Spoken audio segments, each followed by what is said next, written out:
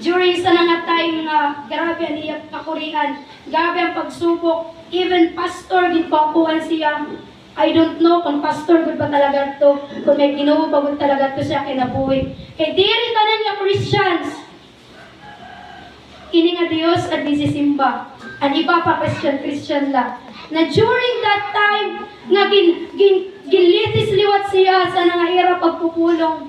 Warang liwat siya magtingog. And grabe, naging inspiration katon siya. Naging grabe ang impact sa nakon sa niya life story. Di rin buwa-buwa nga story. Tungod ini kasi siya mismo ang nag-story sa amon. Nga dapat, once in our life, imuuntan sugad sana kinano sana nga pamaagi nalilipay tan Ginoo. Amen. Kay nasaring si Lord, ako justisya kung makikipaglaban sa iyo. Bisan kang tamak-tamakan sa mga tao, kung maaram kang mga waray kang kasalanan, ayaw na lang kang pagpulos. Kay si Lord, waray siya nagpulos. Never siya even and words na masakit, waray gumawa sa niya baba.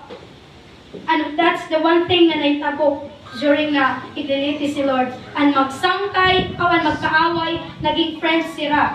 And panduwa, Jesus know Himself. Inyakang kuna, nagparatungok lang Ginoo sa ibasang tangali sa Luke chapter 23 verse 9. Kaya ba magsarikang naginimoy mo lang sa nakunkuan. Luke chapter 23 verse 9. Herod asked Him a lot of questions, but Jesus did not answer. O why siya mag-answer? Then the chief priests and the teachers of the law of Moses stood up and accused him all kinds of bad things. Grabe na, din daw lang nira na nakuha ito ng mga butang na ira ginaccuse sa Ginoo.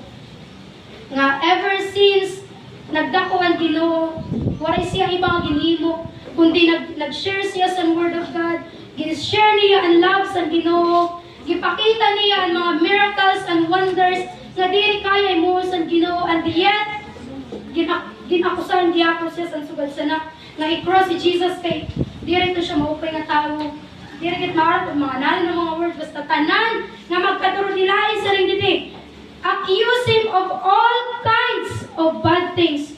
Diri lang tulo ka bugos kundi tanan. Kung nano at may ada ka nga kasamaan sa imong kalugaringon na accuse iton sa Ginoo. Amen.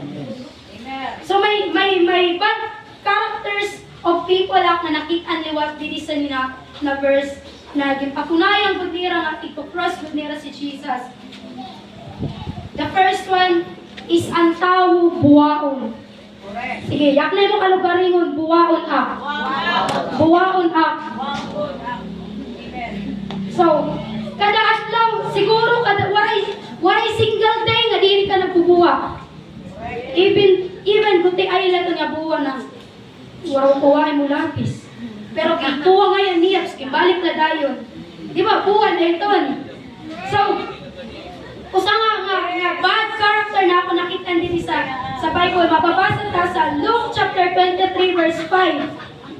But they all kept on saying, He has been teaching and causing trouble all over Judea.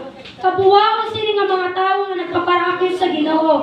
Nagyakan sila nga si Jesus kuno, pero may nagkakos trouble. Si Jesus kuno, pero may naghihimo mga ka.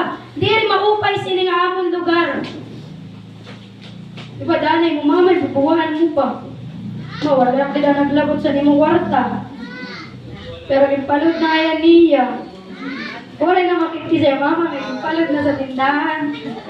So, asya doon, may usagin nga character kit na dapat ito na isubmit na sa Ginoo. Di rin taman mapugnan kay mga buwang kit talaga.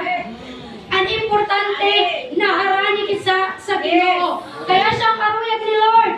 Amen. Mga arkin pasaylo. Hallelujah. Amen.